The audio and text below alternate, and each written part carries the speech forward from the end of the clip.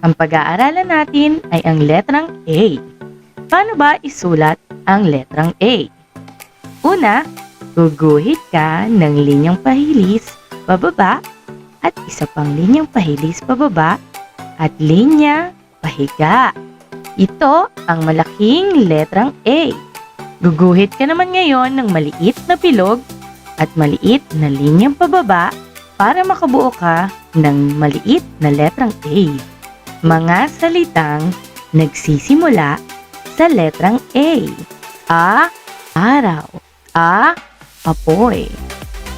Ahas.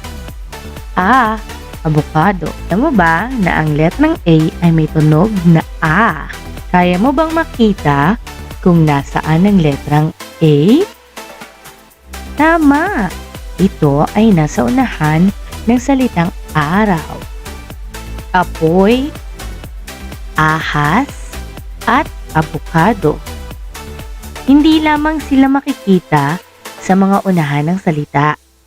Maaari mo rin itong makita sa gitna ng salita, kagaya ng salitang araw, ahas, at abukado. Basahin nating muli ang mga salitang nagsisimula sa letrang A na may tunog na A. Araw, apoy, ahas, abukado. Ayan, ang galing-galing! Dahil dyan, ay papalakpakan ko kayo. Awesome!